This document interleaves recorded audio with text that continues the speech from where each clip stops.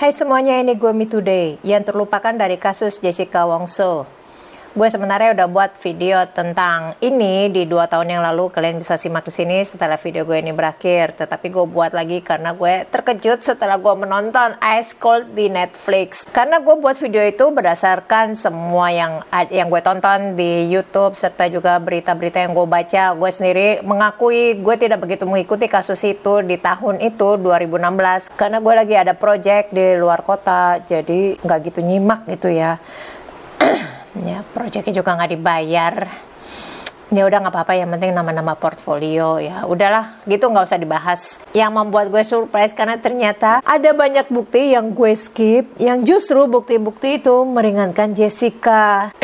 Oh, suara gue lagi agak-agak serak nih, batuk pilek. Ada banyak bukti yang gue skip, seperti outfit yang dipakai Jessica pada saat kejadian itu. Banyak rumor yang beredar, kok si Jessica ngebuang celananya, ngebuang barang bukti. Gue udah jelasin di video gue itu. Mungkin ada di antara kalian yang nggak gitu ngerti apa maksud gue ya. Jadi gue mau jelasin lagi, memaparkan lebih detail mengapa gue sebut tentang celana ini. Banyak berita yang beredar mengatakan kalau itu barang bukti itu dibuang karena sudah direndam sama pembantunya beberapa hari dan baunya seperti bau ikan asin. Kalian yang anak kos pasti ngerti ya. Mungkin ada yang pernah ngerasain namanya ngerendam pakaian sampai 12 jam atau bahkan berhari-hari. Yang namanya ngerendam pakaian lama itu lebih dari 12 jam pasti akan mengeluarkan baunya itu sampai jadi kalau ada yang beranggapan itu celana sudah direndam bau banget kayak gitu, kayak baunya nggak wajar, ya itu adalah bau yang wajar.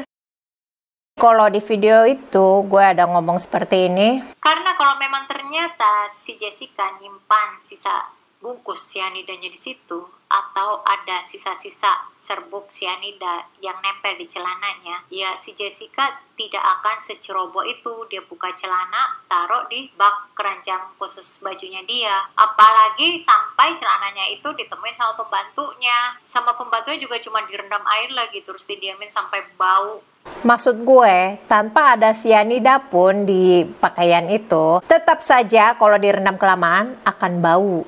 Hal yang membuat gue sampai ketika menonton video Ice Cold itu di Netflix, gue itu terkejut karena gue ngeliat video penangkapannya itu ada di dalam kamar hotel di mana Jessica mengambil tas, dan tasnya itu adalah tas yang sama yang dipakai Jessica pada saat kejadian itu.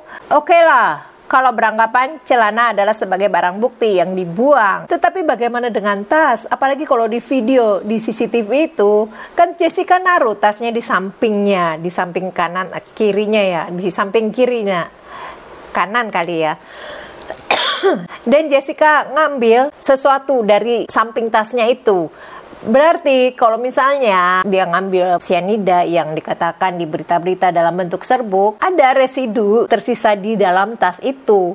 Tapi kenapa tasnya nggak dibuang? Apa nggak lebih menakutkan kalau partikel cyanida itu masih ada di dalam tas dan tasnya masih dibawa kemana-mana? Jika memang efek cyanida yang seperti dikabarkan kalau terkena kulit itu terasa kayak gatal, kayak ada sensasi terbakar, rasa panas atau ketidaknyamanan yang lain, setidaknya pada saat Jessica itu ditangkap, polisi nanya lah, mana coba lihat tangan kamu, ada nggak di situ jejak bekas cyanida atau jejak lepuhan atau bekas kemerahan di tangannya yang kalau dikabarkan itu buat nabur-nabur gitu ya, bubuk cyanida, serbuk cyanida seperti yang di berita-berita itu dan juga pengadilan. Tetapi bukan berarti gue tidak menghormati keputusan pengadilan nih, ini cuma sekedar omongan gue aja. Sayangnya tangannya Jessica itu tidak ada di berita manapun, atau mungkin gue yang ke-skip. Kalian mungkin bisa kasih jejak linknya, komen di bawah. Oke lah, ini my mistake karena saking banyaknya jejak digital yang ada di seputar perinternetan dunia, di seputar dunia sosmed kita. Gue ke-skip, gue kelewat banyak hal. Gue tuh sampai mengambil suatu perkataan yang rasanya kurang adil gitu ya, dimana gue sebutkan bapaknya Jessica memiliki pabrik plastik. Ini juga berdasarkan berita yang beredar, tapi ternyata bapaknya Jessica bukan pemilik pabrik plastik, merupakan agen penjual plastik. Cuma di banyak berita itu dibilang kalau bapaknya Jessica ini adalah pemilik pabrik. Aduh.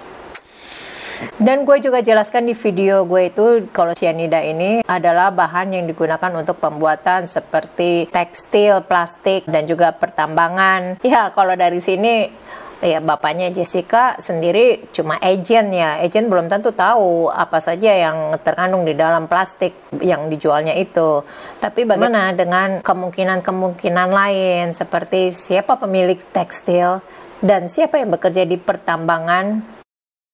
Berita-berita yang banyak beredar di dunia maya yang bahkan kasus ini begitu viral dibicarakan di luar sana sampai dibuat film Netflix-nya. Semuanya membicarakan tentang CCTV, rekaman CCTV seputar Jessica dan Myrna yang berada di Cafe Olivier, dan bagaimana tentang perilaku Jessica pada saat ia sampai di lokasi, sampai pada saat Myrna minum kopi Vietnam itu. Tapi tidak ada satupun rekaman CCTV di mana Myrna sebelum kejadian, atau mungkin ada tapi gue yang ke-skip. Jika pada saat olah TKP itu sampai menghentikan pengunjung mall untuk datang ke tempat itu, kenapa tidak bisa melacak kedatangan Myrna ke mall? Jadi ketika semua berbicara tentang gerak-gerik si Jessica yang kayaknya mencurigakan ya, dia kayak ngelihat CCTV ada di mana.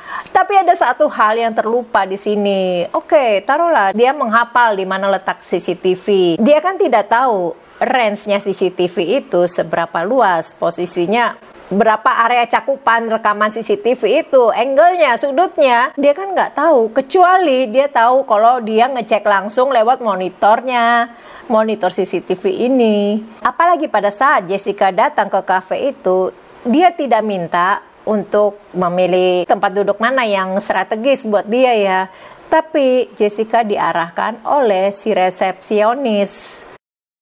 Begitu banyak hal yang gue kurang gitu ngerti tentang kasus ini, tapi ini sekedar unek-unek gue, apa yang gue analisa, apa yang gue amati berdasarkan bukti-bukti yang beredar. Gue nggak ngeliat buktinya langsung, kan gue cuma pengamat doang. Oke, setelah ini kalian bisa nonton video gue ini, dan jangan lupa like dan subscribe ya. Terima kasih sudah nonton.